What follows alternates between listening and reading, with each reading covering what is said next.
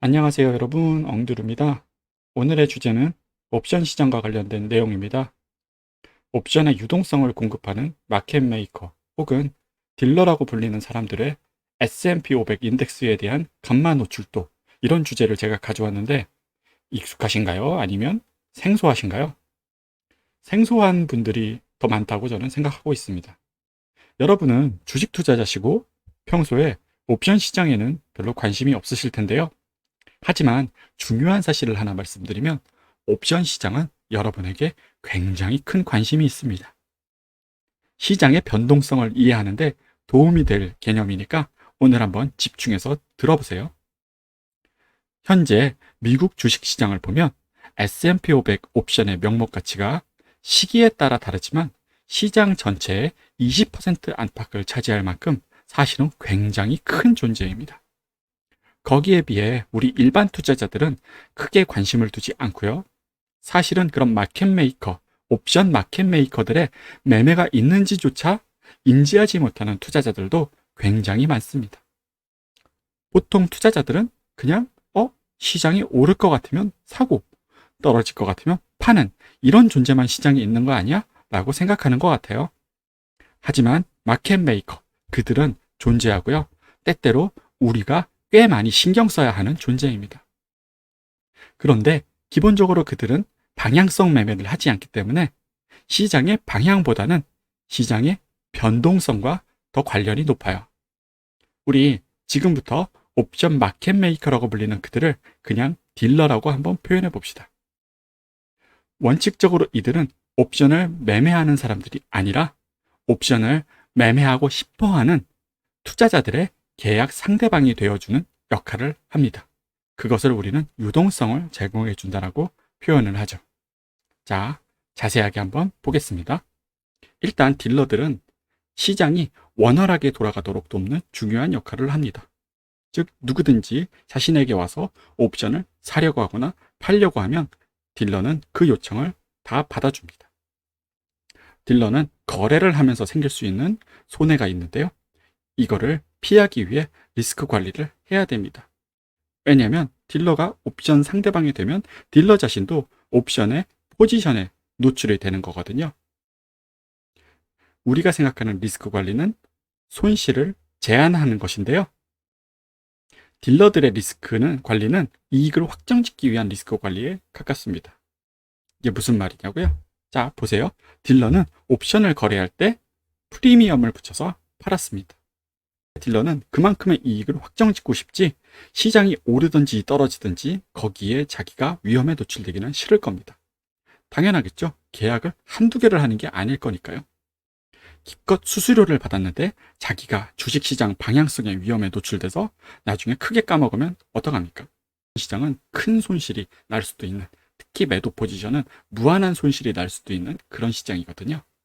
그래서 딜러는 옵션 계약을 상대방에게 해준 다음 자기도 그 리스크를 해지하기 위해 주가지수 SPX, S&P 500 인덱스죠. 이거를 사거나 팔면서 이익을 확정짓습니다.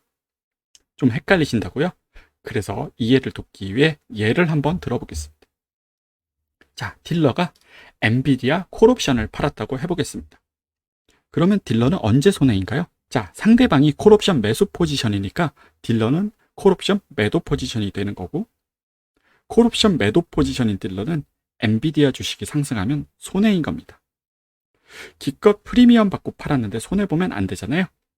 그래서 딜러는 엔비디아가 상승할 때 자신이 손해볼 위험을 해지하기 위해 엔비디아 주식을 매수합니다. 콜옵션의 손해 부분이 엔비디아 주식 상승분으로 메꾸는 것이죠. 딜러가 콜옵션 매도 포지션으로 받게 되는 손실이 딜러가 매수한 엔비디아 상승분으로 메꿔지는 것입니다. 혹시 이게 이해가 잘 안 되시면 아마 여러분은 옵션의 수익 구조가 어떻게 되는지 잘 모르고 계실 겁니다. 일단 그것부터 살펴보고 다음 내용으로 돌아오세요. 중요한 개념이 나오는데요. 콜옵션을 팔고 엔비디아 주식을 사는데 도대체 엔비디아 주식을 얼만큼 사야 될까요? 이것이 옵션 가격 민감도라는 수치에 따라 결정이 됩니다. 만약 기초자산이 1달러 오를 때 옵션의 가격은 0.5달러 오르는 옵션이다 라고 한다면 이 옵션의 민감도는 0.5라고 표현합니다. 그리고 다른 말로 하면 이 옵션은 델타가 0.5구나 라고 표현하게 되는 거죠. 이번 슬라이드에서 중요한 건 사실 이겁니다. 딜러는 주식의 가격이 오를지 시장이 좋을지 안 좋을지를 예측해서 거래하지 않습니다. 그건 투자자들이 하는 거죠. 이들은 옵션 시장의 유동성을 유지하는 것이 목적이기 때문에 주식의 가치를 분석하는 대신 그저 거래가 잘 이루어지도록 도와주기만 하는 겁니다. 이들은 지금 주식시장의 주식들이 어떤 가치를 갖고 있는지 아니면 시중의 유동성이 어느 정도 되고 있는지 그거를 신경 쓰지 않습니다. 두 가지 중요한 지표인 델타와 감마에 대해서 설명할 건데요. 일단 옵션과 관련된 용어들이 많이 있지만 오늘은 감마에 포커스를 맞출 거니까 나머지들은 신경 쓰지 마세요. 감마를 알려면 델타는 반드시 알아야 되니까 델타와 감마, 일단 이 두 가지만 머릿속에 담고 이제 시작하겠습니다. 자, 일단 용어에 대해서 알아봐야 되겠죠? 델타는 뭔가요? 델타는 옵션 가격이 기초자산의 가격 변동에 얼마나 민감하게 반응하는지를 나타내는 지표입니다.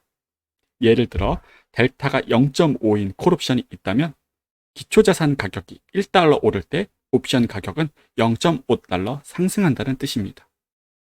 델타를 비유하자면 자동차의 속도와 같습니다.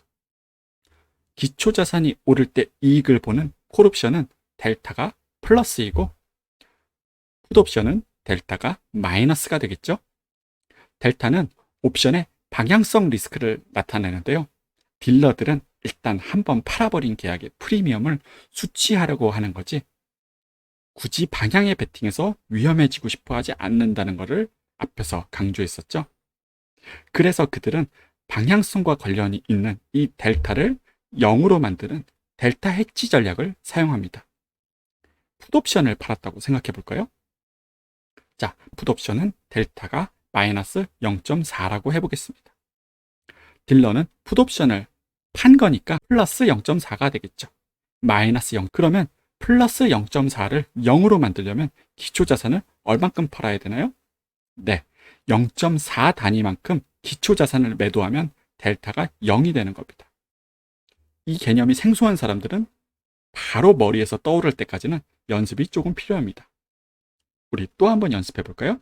상대방이 콜옵션을 매도하고 싶어 해서 내가 딜러인데 받아주려고 합니다.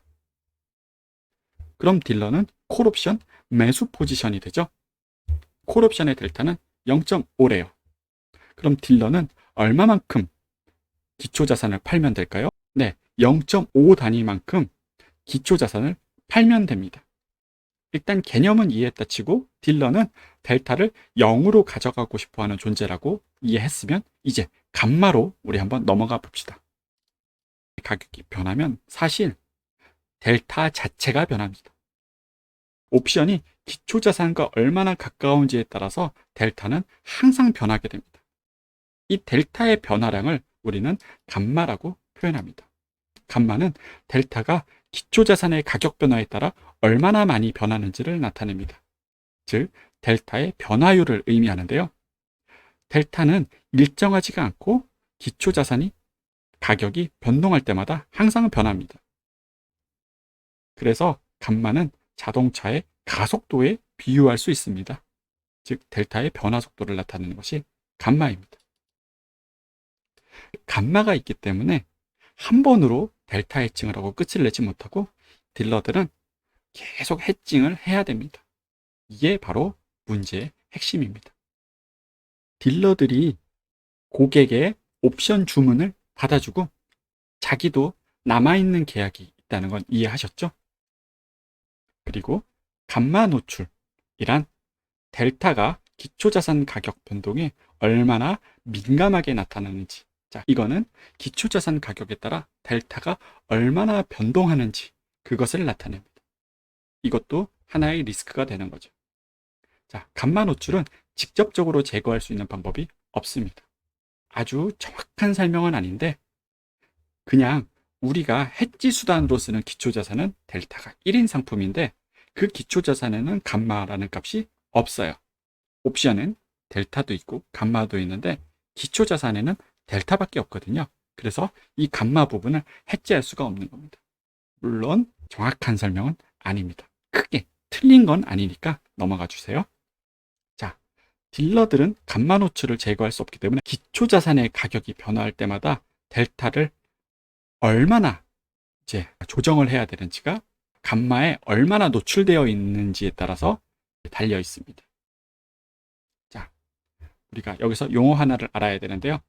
지금 현재 옵션을 상대방과 계약을 하고 그 계약서가 지금 남아있겠죠? 계약 상대방과 어떤 옵션 계약을 했다. 이것이 아직 만기가 되지 않아서 계속 가지고 있다. 이거를 우리는 뭐라고 표현하냐면 미결제 약정, 영어로는 오픈 인터레스트라고 합니다. 지수가 변동하면 보유 중인 현재 옵션 계약들의 합의 델타도 계속 변하고 감마도 변합니다. 오늘 기준으로 만약에 내가 갖고 있는 오픈 인터레스트 포지션의 감마의 합이 플러스면 우리는 그걸 롱감마, 그리고 그 수치가 마이너스면 우리는 숏감마라고 표현을 합니다. 딜러의 감마 포지션이 왜 중요한지 한번 알아보겠습니다. 딜러가 롱 감마 포지션이라면 어떻게 될까요? 기초자산 가격이 상승하면 델타는 증가합니다. 딜러는 자신의 포지션을 어떻게 해야 되나요? 델타를 0으로 만들어야 됩니다. 그래서 델타를 감소시켜야 되죠. 기초자산의 상승은 델타를 증가시켰고 딜러는 델타를 감소시키기 위해 기초자산을 매도해야 됩니다. 반대는 어떨까요? 기초자산이 하락하면 델타가 하락하게 됩니다. 하락한 델타를 0으로 만들려면 델타를 올려야 되죠. 델타를 올리는 건 기초자산을 사는 행위입니다. 롱감마 상태일 때는 기초자산이 상승하면 딜러는 기초자산을 팝니다. 기초자산이 하락하면 딜러는 기초자산을 삽니다. 이거는 시장의 큰 움직임을 억제하고 안정감을 더해주는 효과가 있습니다. 그래서 딜러의 롱감마 포지션 상태인 것은 시장의 변동성을 줄여주는 효과가 있습니다. 반대로 숏감마는 어떻게 될까요? 기초자산이 상승하면 숏감마이기 때문에 델타가 하락됩니다. 하락한 델타를 다시 0으로 만들어서 올리려면 기초자산을 사야 되죠. 기초자산을 상승하면 딜러는 기초자산을 사는 겁니다. 상승폭을 더 강화하게 되겠죠. 자산이 하락하면 더 많은 매도 물량이 나오게 돼서 이것이 바로 숏감마 상태일 때는 시장의 변동성이 더 커진다라고 표현하는 이유가 되겠습니다. 이것은 딜러가 어떤 방향을 생각해서 그런 행동을 하는 게 아니고 자신의 델타 위험을 해지하기 위해서 당연히 해야 되는 행동이 되는 겁니다. 여기까지는 좀 이론적인 설명이었고 지금부터는 실세계에 존재할 법한 옵션 딜러 쭉쭉이의 하루를 통해 한번 이해도를 높여보겠습니다.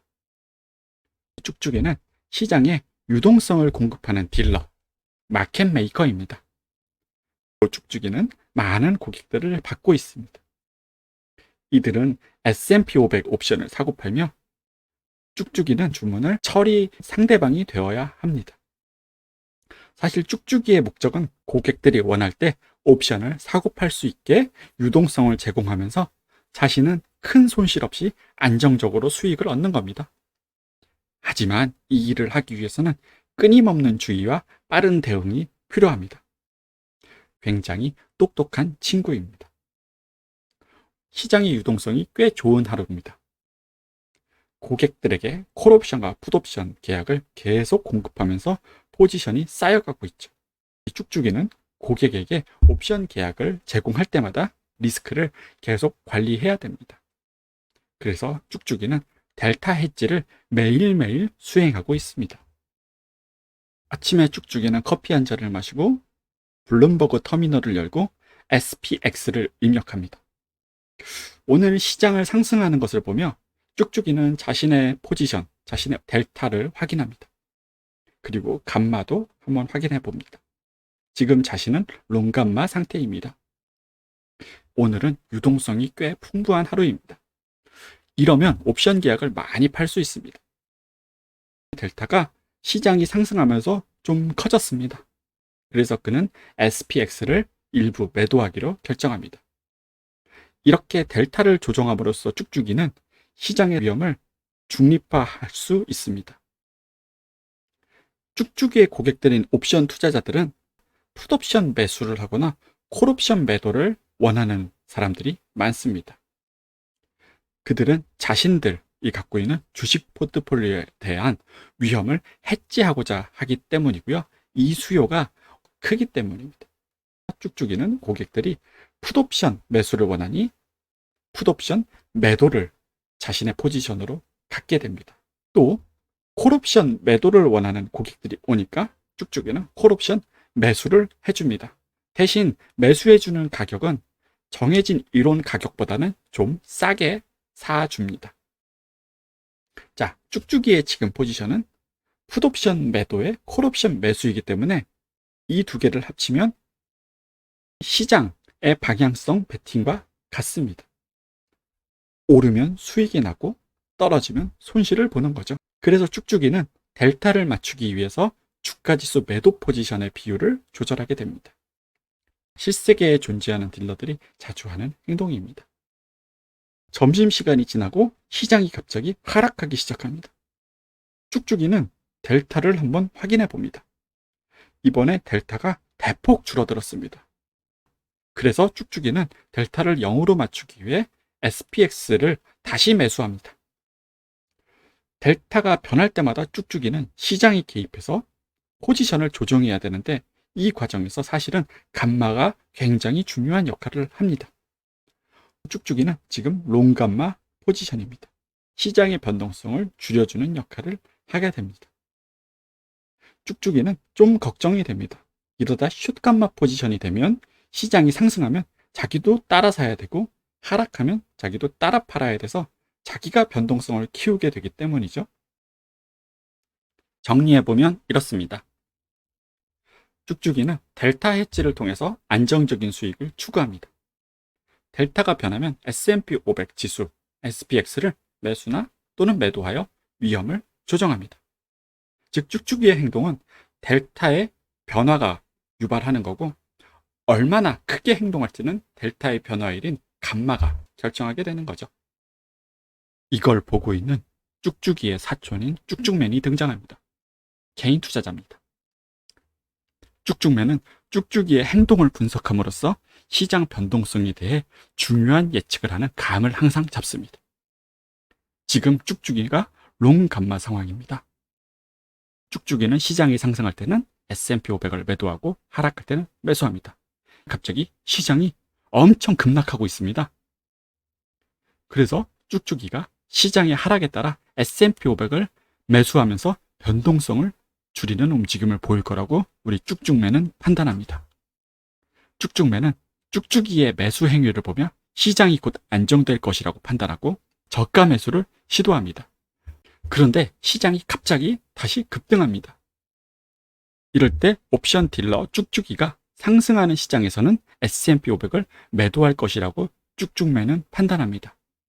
이는 시장의 급등이 지나치게 커지지 않도록 시장의 열기를 식히는 역할을 쭉쭉이가 할 거라고 쭉쭉맨은 예상하는 거죠. 그래서 익절을 하거나 매도 포지션을 시도합니다.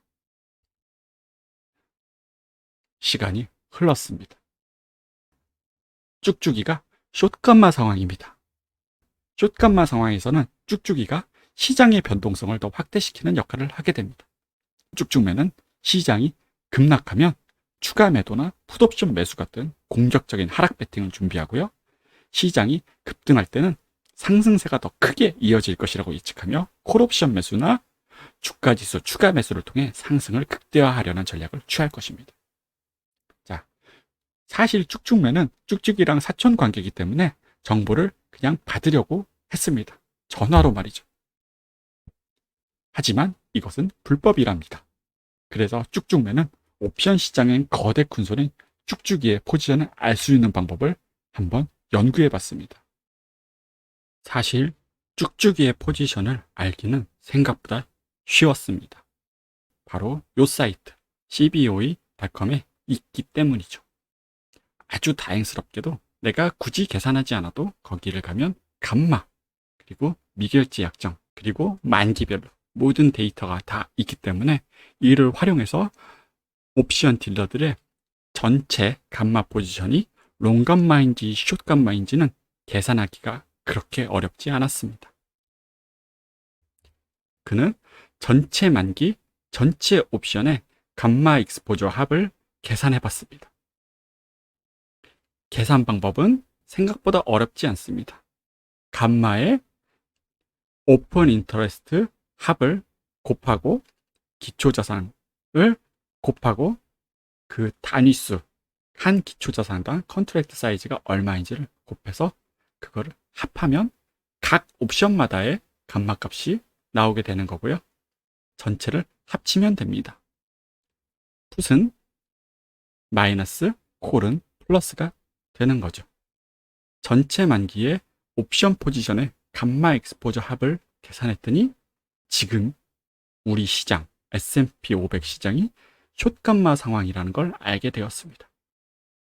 S&P 500 지수가 1% 하락할 때마다 계산된 토탈 감마 400억 달러인데요. 400억 달러 상당의 지수를 추가로 매도하게 될 것이고 상승할 때마다 400억 상당의 지수를 추가로 매수해야 되겠군 이라고 생각합니다. 변동성이 커질 것을 예상하는 것이죠.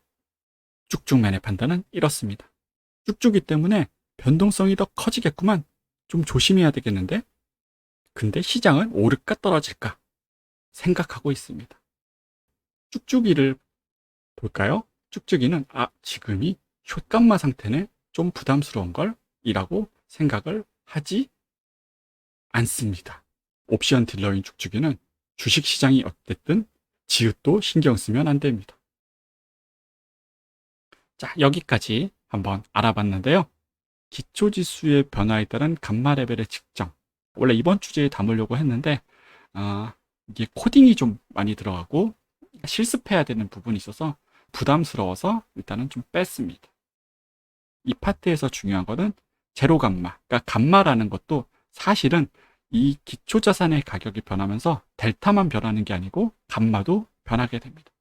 그러니까 숏감마에서 롱감마로 왔다 갔다 할 때 그 교차점을 우리가 제로 감마라고 하고 그 교차점에서 해당하는 수준을 계산만 할 수 있으면 자, 이 지수 수준을 두고 더 올라가면 변동성이 작아지겠고 더 빠지면 변동성이 커지겠구나 라는 것을 추정하는 게 가능합니다. 그래서 제로 감마 레벨을 찾는 그 변곡점을 찾는 게 좀 중요한데 그건 나중에 한번 해보겠습니다. 자, 오늘 결론. 사실은 제가 빼먹은 내용이 좀 많습니다. 완전 옵션 트레이딩 하시는 분들의 관점에서 보면 야, 그건 사실은 약점이 좀 있는 이론이지. 예를 들면 델타 헤지에서 기초자산에 그렇게 헤지를 한다고 손실이 아예 사라지는 건 아니지 않냐? 그리고 너 왜 베가랑 세타, 비나 참 이런 거 얘기 안 하냐? 왜? 델타를 결정하는 거는 그런 요인도 있는데 라고 말씀하겠지만 실제로 제가 몰라서 안 하는 건 아니고요. 네, 델타 헤지에는 감마의 영향이 굉장히 크기 때문에 이 문제를 좀 심플리파이 하기 위해서 오늘은 이 정도 수준으로 한번 맞춰봤습니다. 감마 포지션이라는 것은 시장의 방향성을 알려주는 게 아닙니다. 변동성을 설명하는 것이고 이 방향성에 대한 예측은 다른 모델을 통해서 하셔야 되겠죠. 그리고 이 감마는 모든 만기별 감마를 따로 해보면 더 그림이 명확하게 나옵니다. 그래서 보충되는 내용은 다음에 추가적으로 한번 해볼까 생각 중인데 내용에 대한 반응을 보고 결정할 생각입니다. 이것저것 다 귀찮다. 도대체 무슨 말인지 모르겠다 하시면 마지막까지 오신 여러분들을 위해서 오늘 날짜 2024년 9월 6일 기준으로 이 사실만 말씀드리고 싶습니다. 지금 시장은 숏감마 상태입니다. 그래서 변동성을 더 키워줄 겁니다. 시장 방향성은 힌트는 제가 LPPL 모델에서 한번 말씀드린 것 같습니다. 일부 버블의 시그널이 좀 있다라고 제가 말씀을 드린 거죠. 감사합니다. 여기서 마치겠습니다.